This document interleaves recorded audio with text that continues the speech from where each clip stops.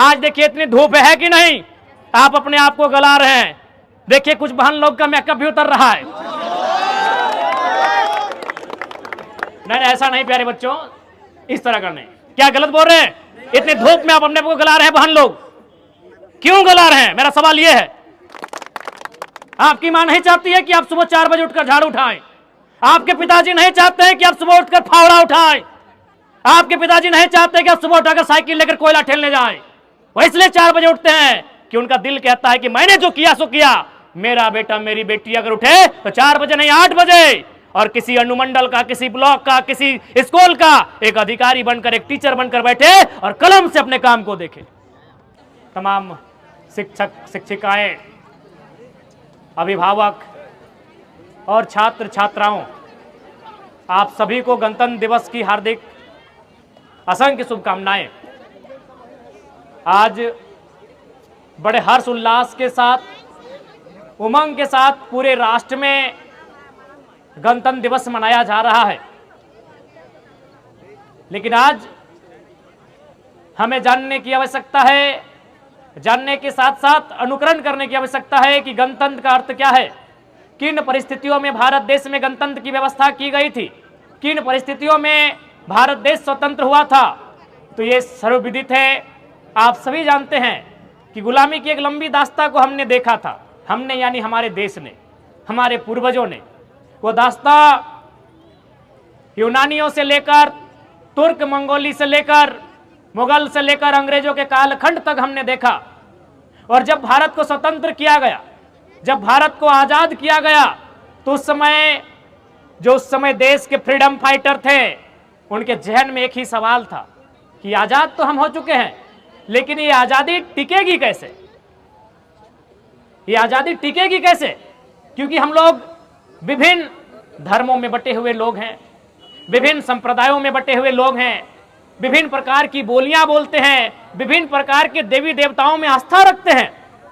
यानी हमारे ईश्वर एक नहीं, हमारी भाषा एक नहीं, हमारी बोली एक नहीं, हमारा पहनावा एक नहीं, हमारा रहन सहन एक नहीं, हमारा खान पान एक नहीं, हमारे बात करने का लहजा एक नहीं, हमारी संस्कृति एक नहीं। तो हम एक कैसे रहेंगे? ये सबसे बड़ी चुनौती थी आजाद भारत में। तो उस चुनौती से निपटने के लिए भारत देश के विद्वानों ने यह तय किया कि भारत देश में संविधान का रूप दिया जाएगा, एक लोकतंत्र, एक गणतंत्र की व्यवस्था की जाएगी, और वही इन चुनौतियों का सामना करेगा, वही इन चुनौतियों को एक सूत्र में बांधने का काम करेगा, जिसे हम गणतंत्र कहते हैं। प्यारे बच्चों, गणतंत्र की परिभाषा हमें किताबों में पढ़ने, किताबों की लंबी लंबी लाइनों में नहीं, उस नाम में छुपा है। गणतंत्र का मतलब क्या है? गण यानी लोग। गण मतलब क्या? लोग। कोई इसे गणतंत्र कहता है, कोई जनतंत्र कहता है, कोई लोकतंत्र कहता है, कोई प्रजातंत्र कहता है। गण का मतलब लोग, जन मने लोग, प्रजा मने लोग, और लोक मने लोग, तंत्र मने ताकत। यानी जिस राष्ट्र में जनता के हाथ में ताकत हो, उसे ही गणतंत्र भारत कहते हैं। आज हमारे हाथ में ताकत है, तो कल किसके पास था? आप सभी जानते हैं, राजा की तलवारों में ताकत थी। जिसने राजा से आंख मिलाई, इसकी आंखें निकाल लो। जिसने राजा के फैसले के खिलाफ बोला, इसकी जबान काट लो। जिसने राजा के खिलाफ जाने का काम किया, इसका सर कलम कर दो। यानी ताकत कहां थी? तलवारों में थी। तलवारों के जोर से लोग बोल नहीं पाते थे। फिर अंग्रेजों का काल आया, ताकत कहां थी? अंग्रेजों के गोला में, बारूदों में ताकत थी। जिसने अंग्रेज की नीतियों की आलोचना की, जिसने अंग्रेजों की नीतियों का विरोध किया, उसे गोले में बांधकर उड़ा दिया गया। यानी ताकत तलवार से होकर तोप बंदूक तक आ गई, और आज एक आम व्यक्ति के हाथों तक आ गई, उसे ही गणतंत्र कहते हैं। आज आपके हाथों में ताकत है, आज इस कलम में ताकत है, आज आपके इस हाथ में जो उंगली में ये ब्लू रंग की स्याही लगाकर आप वोट करने जाते हैं, उस वोट में ताकत है। तो साफ शब्दों में गणतंत्र का मतलब, जहां गण के हाथों में ताकत हो, उसे ही गणतंत्र कहते हैं। पुनः आप सभी को गणतंत्र दिवस की शुभकामनाएं। और ये गणतंत्र है, गणतंत्र यानी समानता, गणतंत्र यानी सबको समान अवसर, गणतंत्र यानी सबको मौका। यह मौका ही था कि अखबार बेचकर अपनी जीविका का उपार्जन करने वाले शख्स एपीजे अब्दुल कलाम इस देश के सर्वोच्च रहनुमा बन के सामने आए। यह गणतंत्र की ताकत है। चाय की केटलियों में चाय बेचने वाला शख्स नरेंद्र मोदी प्रधान सेवक बन के सामने आए, ये गणतंत्र की ताकत है। आज आपके बीच यही प्रण लेने की आवश्यकता है कि इस गणतंत्र की खूबसूरती को कैसे हम बचाएं, इस संविधान के मूल्यों का सम्मान कैसे हो, ये हमारे पास एक सवाल रहेगा। इसलिए जितने भी छात्र छात्राएं विशेषकर आपको संदेश देंगे, बड़ा ही सुंदर एनसीसी के भाई बहनों ने अपना प्रदर्शन किया। उन्हें देखकर तो बिल्कुल भी नहीं लगा कि झारखंड कॉलेज की छात्र छात्राएं हैं, ऐसा देखकर लगा कि मानो आईएएस आईपीएस की भट्टी में तपकर तैयार हुए छात्र छात्राएं हैं। और यही कॉलेज है। कॉलेज का एक मतलब अनुशासन भी होता है, जहां हम अनुशासन को सीखते हैं। कहावत है ना, discipline makes the nation great, अनुशासन ही राष्ट्र को महान बनाता है। तो ये कॉलेज की गलियां ही हैं, ये कॉलेज की पगडंडियां ही हैं, जहां आप अपने गुरुजनों के सानिध्य में, उनके संरक्षण में अनुशासन को सीखेंगे, ज्ञान अर्जन करेंगे, अपने आप को विवेकवान बुद्धिमान बनाकर इस विद्यालय से, इस महाविद्यालय से आप बाहर जाएंगे। इसलिए छात्र छात्राओं, प्यारे बच्चों, आप सभी को हमारा यही संदेश रहेगा। और साथ में चूंकि डुमरी और तोपचांची विशेष दूरी नहीं है, एक ही भौगोलिक क्षेत्र है। चूंकि आज 26 जनवरी की एक उमंग होती है, ललक होती है।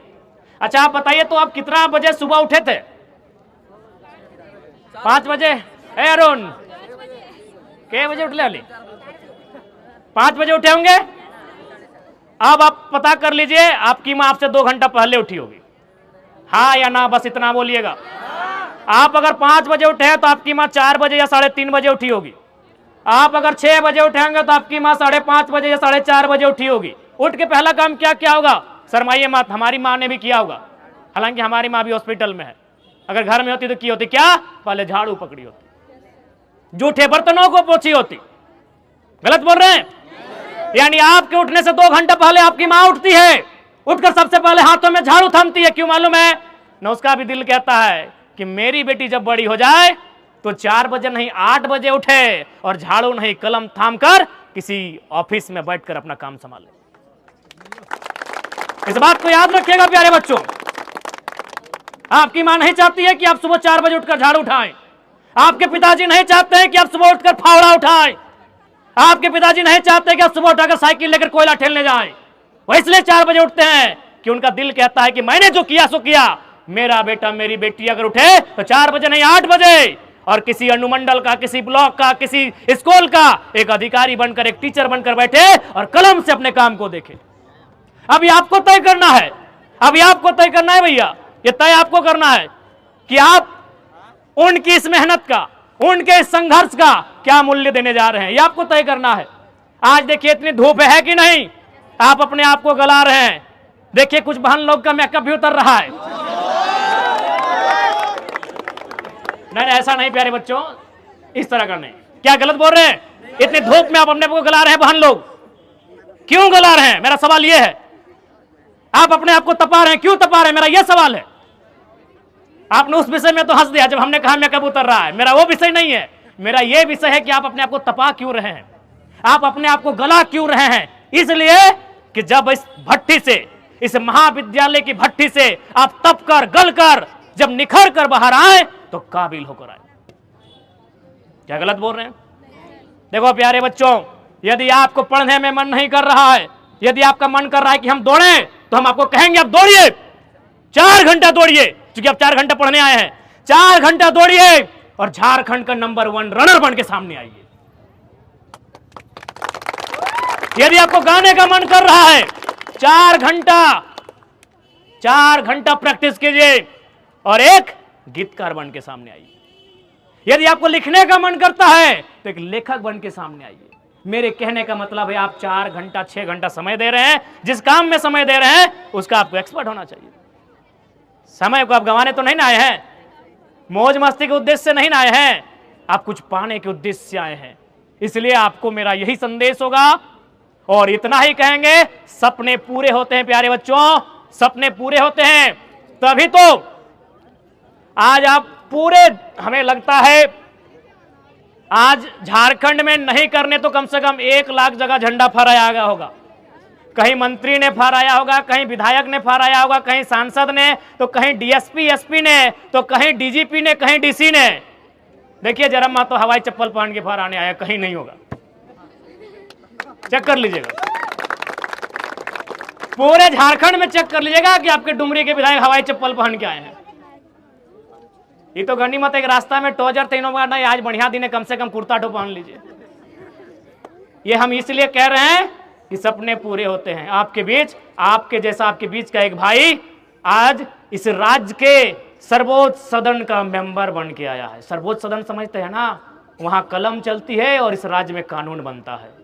वहां कलम चलेगी तो आपके शिक्षकों का समस्या का समाधान होगा, वहां कलम चलेगी तो इस राज्य की डॉक्टरों का समस्या का समाधान होगा, वहां कलम चलेगी तो आपकी समस्या का समाधान होगा, वहां कलम चलेगी तो आपका एडमिशन का रेट घटेगा बढ़ेगा, वहां कलम चलेगी तो आपके स्कूल का ड्रेस भी बदल जाएगा, बदलेगा ना।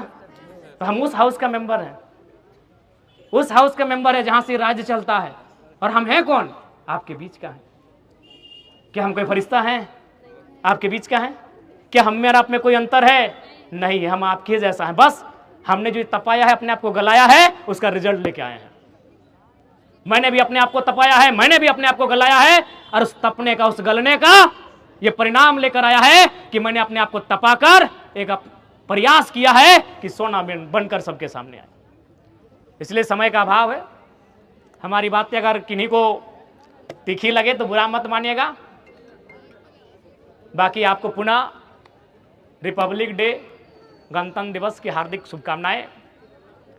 हर्षोल्लास के साथ इस दिवस को मनाएं और अपने गुरुजनों का संदेश लेकर जाएं। पुनः आपको गणतंत्र दिवस की बहुत बहुत शुभकामनाएं। जय हिंद, जय भारत, जय झारखंड। और विद्यालय परिवार, प्राचार्य महोदय समेत तमाम शिक्षक शिक्षिकाओं का, टीचिंग नॉन टीचिंग स्टाफ सभी का धन्यवाद, जिन्होंने मुझे इस अभूतपूर्व कार्यक्रम में मुख्य अतिथि के लिए स्थान दिया। धन्यवाद।